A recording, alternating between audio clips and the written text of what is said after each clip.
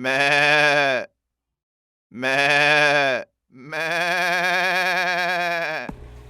I am the god of hellfire, and I bring you Dave the Pickup Artist. Hello, vinyl community. Hope everybody had a great week.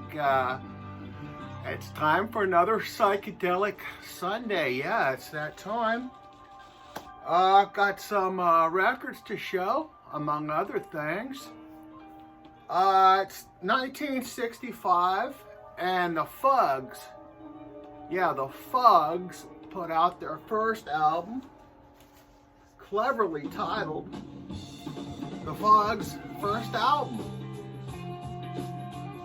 1965. Now there was 3 versions of this album.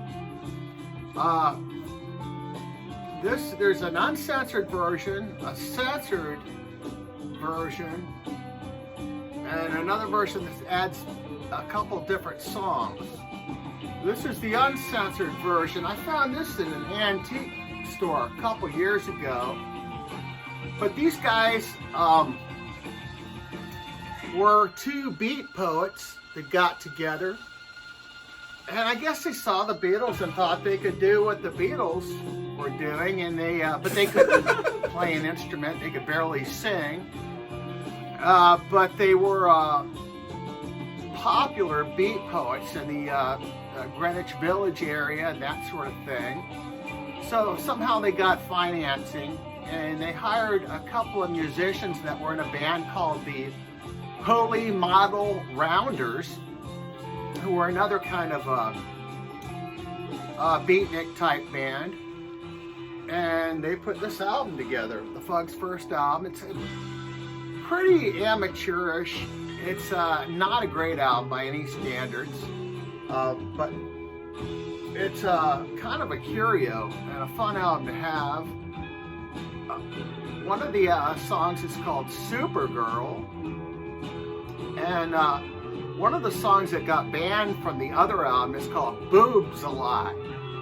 Now this is 1965, and back then I still don't think they were allowed to show a couple in bed together on TV, so I don't know how they got away. Oh, they didn't actually get away with it. I think it was banned in some outlets, and of course they had to make a censored version of this. You like boobs a lot, yes I like boobs a lot. Why do you like boobs a lot? Yes I like boobs a lot. If I had a flag along, if I had a flag along, if I had a long flag along, if I had a long flag along. If you like boobs a lot, tag along. Do you like boobs a lot? Yes I like boobs a lot. Do you like boobs a lot? Yes I like boobs a lot. Who is this boobs a lot? Of course I like boobs a lot. Now this band, they put out several albums after this, and I have not heard any of them. And they were around for a while, but a different lineup. It was always the same 2 beat poets on vocals, but they added different musicians, kind of like a low-rent Steely Dan situation. But like I said, I haven't heard the other albums, but I imagine they're probably better than this one. But this is a unique album to have in the collection nonetheless. It's funny. It's a funny album. It's kind of like frat boys picking up guitars and bongos, that sort of thing, if you're into that. Next we've got another interesting band, and this is a classic psych album. It's a Beautiful Day.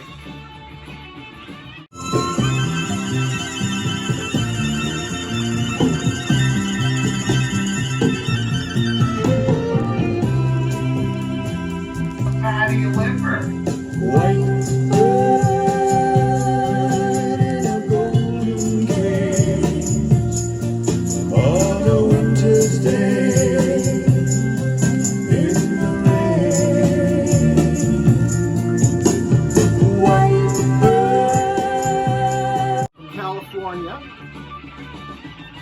This is started out as a husband and wife team.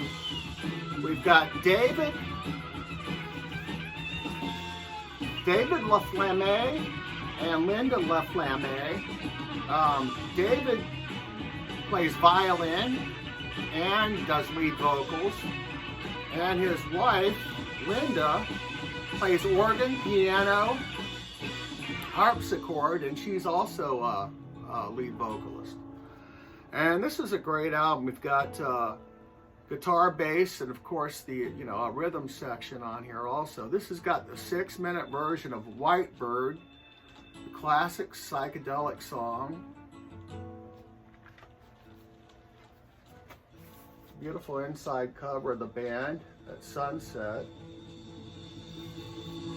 But what's really interesting is on side 2 of this, there's a track called Bombay Calling.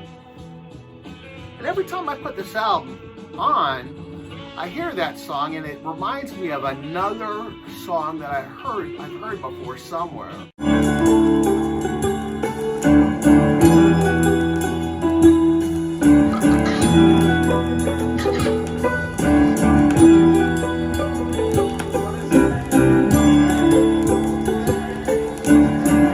That was the It's a Beautiful Day, Bombay Calling. Now listen to this one. Sweet child in time, you'll see the lines drawn between.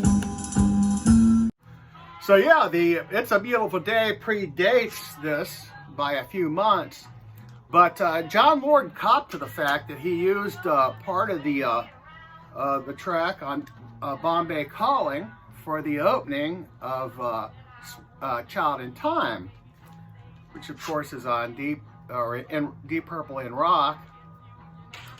And it turns out, not only that It's a Beautiful Day and Deep Purple shared a bill when they both played the Fillmore, and this must have been maybe 68, 69, around the time Deep Purple was still in their Mach 1 lineup. But everything was amicable between the two bands.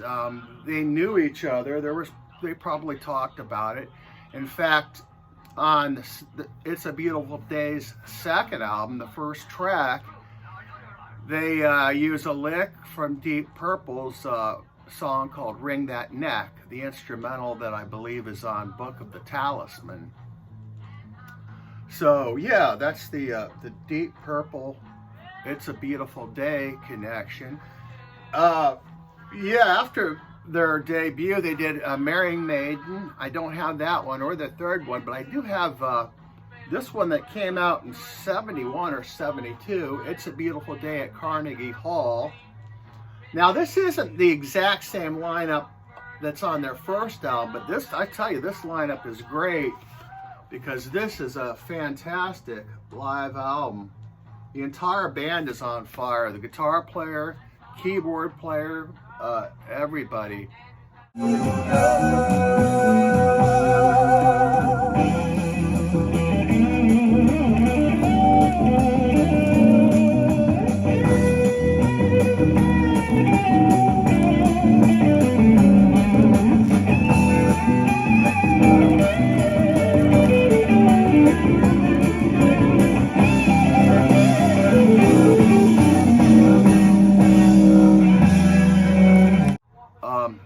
You could find these albums from these guys relatively cheap, definitely under $10. I've even seen a couple of the debut albums in the dollar bins, but they're usually pretty smoked because it's a well-liked album. Yeah, It's a Beautiful Day. And the next one I've got is, we're going to go over to the UK. I've got some UK psych, and it's The Open Mind. This is a record store day release, and it's part of a limited edition. This is number 10,000 or 1044 out of 1500. These guys were a hard rocking psych band. Like all the British bands, though, they didn't put the single. They had a dynamite single. Unfortunately, the album. You'd have, back then you'd have to buy the, the album and the single. But what this collection does from Sunbeam Records, it puts together not only the record, but you get some of the singles that did not make the album. On this particular disc, we've got on side 1, we've got Day and Night, Get Out of My Way. On side 2, we've got Magic Potion, which was their big single.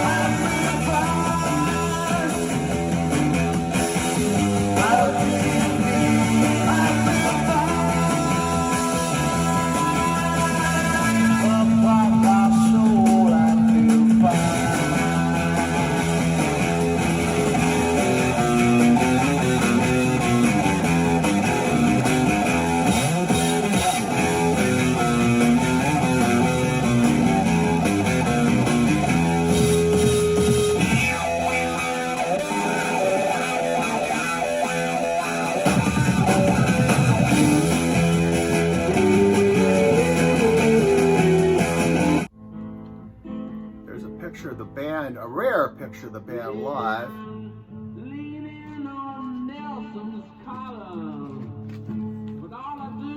That's the disc.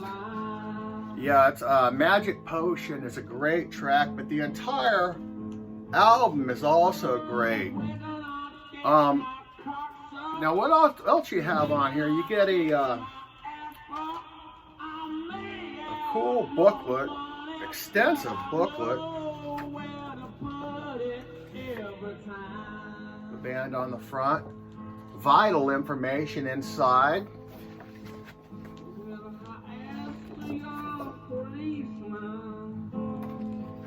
And there's also a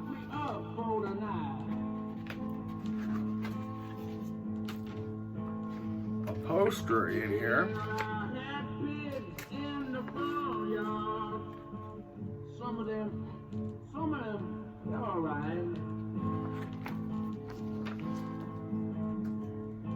Now these guys, the first thing you need to know about these guys is the cover.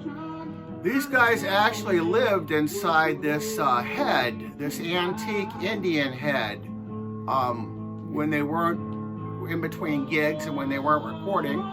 They'd retire back to this head. So this is basically their headquarters. But yeah, this is great stuff.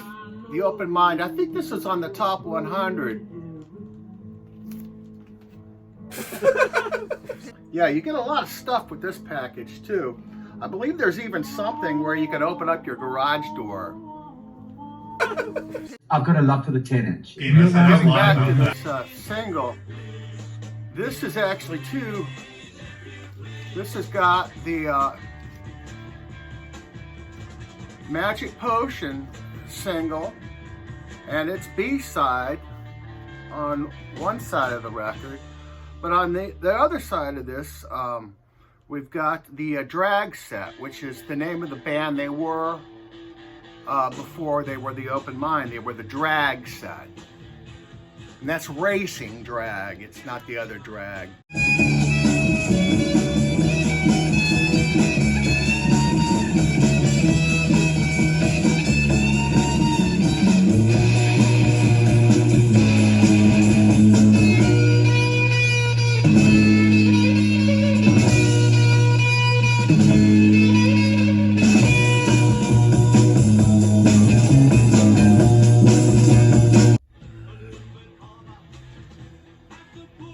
And if you happen to have the Magic Potion single from the Open Mind, it's worth at least $1,000. And if you have Day and Night, the single from the Drag set, that's worth about $500.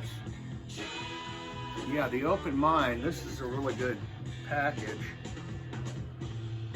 I've been wanting to show this one. I don't know why. I might have. I don't know. The Lotus Palace. This is the Alan Wilbur Orchestra, and this is a great album. I got this about maybe 4 years ago. I was watching. I don't know if any of you know Dead Wax 66. Randy, he used to have a live stream on Friday nights, and he was playing this, and I liked it. I said, "What is that?" And yeah, the Lotus Palace. What this is, it's a sitar orchestra, and they cover a lot of the hits that were going on. I think there's a couple of originals on it. You jailhouse lawyer.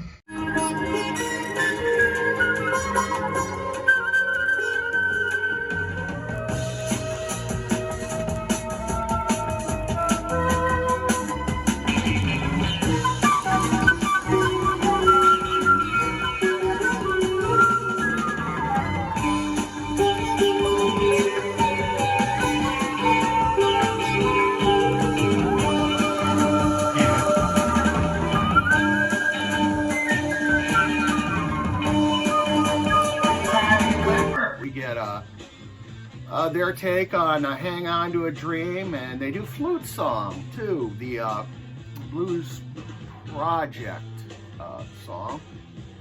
But yeah, it's great.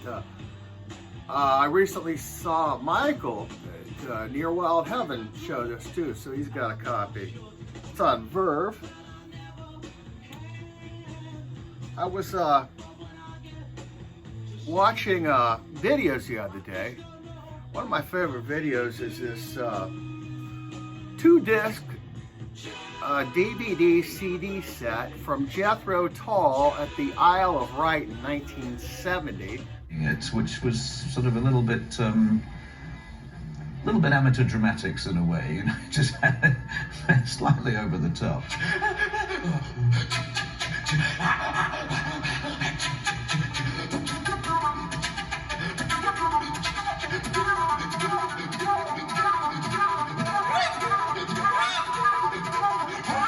Watching it these days, with hindsight, it was a little frenetic, a little bit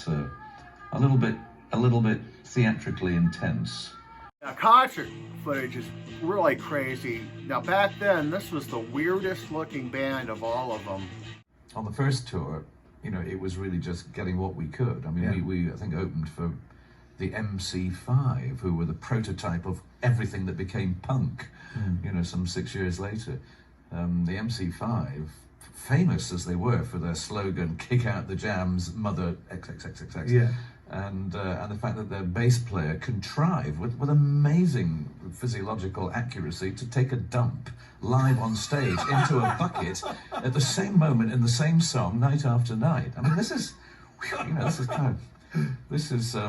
mind over the worst kind of matter. It was. He really did. I mean, he really took a dump on that part of their show, and they were incredibly nasty people. But of course, off stage they were pussycats, and became, at least a couple of them became Jethro Tull fans and would come and see us in subsequent years after poor old MC5 were long forgotten. I'm not sure that the bass player or the bucket survived terribly long, but the lead singer was a bit of a fan, and he came to see us. Check out MC5 this weekend. This is a great album. This is a 180 gram vinyl, and it's recorded in the Grand Ballroom. My favorite track on this is Rambling Rose, the first track.